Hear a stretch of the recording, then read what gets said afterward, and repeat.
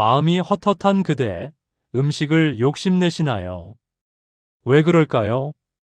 당신의 입이 아니라 마음이 배고픈 것입니다.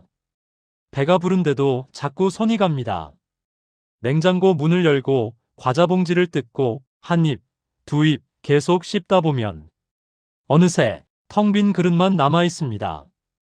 그리고 나면 후회가 밀려옵니다. 왜 또 이랬을까? 여러분, 식탐은 배고픔 때문에 생기는 것이 아닙니다. 입이 아니라 마음이 배고픈 것입니다. 부처님은 이렇게 말씀하셨습니다. 가래, 즉 목마른 듯한 갈망이 모든 괴로움의 뿌리다. 식탐 역시 가래의 한 형태입니다. 우리는 음식으로 배를 채우려는 것이 아니라 마음속 텅 빈 무언가를 메우려 합니다. 외로움일 수도 있고 불안일 수도 있으며 권태일 수도 있습니다. 심리학에서는 이를 정서적 식사라 부릅니다. 스트레스를 받으면 코르티솔 호르몬이 분비되고 우리 뇌는 빠른 위안을 찾습니다. 그때 가장 손쉬운 해결책이 바로 먹는 것입니다. 단맛, 짠맛, 기름진 맛, 혀끝에서 느껴지는 순간의 쾌락은 마음의 공허를 잠시 잊게 해줍니다. 하지만 그 위안은 오래가지 않습니다. 씹을수록 갈증은 더 커집니다. 부처님이 아직 수행자였을 때의 일입니다. 어느 날 한 청년이 찾아와 물었습니다. 스승님, 저는 욕망을 끊으려 단식을 하고 있습니다. 그런데 오히려 음식 생각만 더 간절해집니다. 어찌해야 합니까? 부처님은 미소 지으며 대답했습니다. 그대는 배고픔을 이기려 하지 말고 배고픔을 관찰하라. 그것이 어디서 오는지, 어떻게 일어나는지 지켜보라. 그러면 그것이 그대를 지배하지 못할 것이다. 그 청년은 며칠 동안 자신의 배고픔을 관찰했습니다.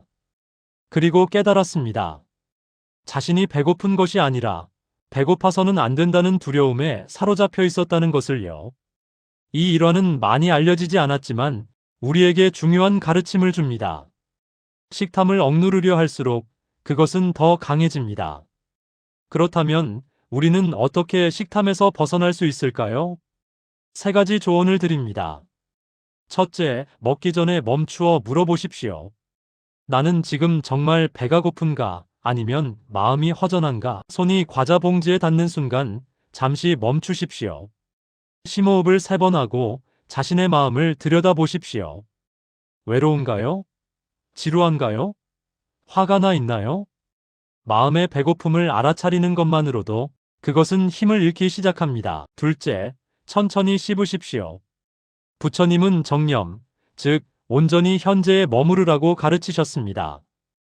음식을 먹을 때도 마찬가지입니다. 한 입 넣었으면 그 맛을 천천히 느껴보십시오. 질감을, 온도를, 향을. 그러면 놀라운 일이 일어납니다. 과식하지 않게 됩니다. 뇌가 포만감을 느끼는 데는 20분이 걸린다고 합니다. 천천히 먹으면 몸이 이제 충분하다고 말해줍니다. 셋째, 자신을 용서하십시오. 또 과식했다고 자책하지 마십시오. 죄책감은 또 다른 스트레스가 되어 다시 식탐을 부릅니다. 부처님은 말씀하셨습니다. 자신에게 자비를 베풀지 못하는 자는 남에게도 자비를 베풀 수 없다. 실수했다면, 오늘은 마음이 많이 허전했구나 하고 인정하십시오. 그리고 다음번엔 조금 더 알아차릴 수 있도록 스스로를 다독이십시오. 여러분, 식탐은 부끄러운 것이 아닙니다. 그것은 우리 마음이 보내는 신호입니다. 나 여기 있어. 나를 좀 봐줘. 음식으로 채워지지 않는 것들이 있습니다. 따뜻한 말 한마디, 잠시 멈춘 고요. 스스로에게 건네는 위로, 배부르게 먹는 것보다 중요한 것은 마음이 평안한 것입니다. 오늘 밥 한 술 뜰 때 잠시 멈추어 보십시오. 그 밥이 여러분의 입으로 들어오기까지 얼마나 많은 손길이 있었는지 생각해 보십시오. 그리고 감사하십시오. 그 감사가 마음의 배고픔을 천천히 채워줄 것입니다.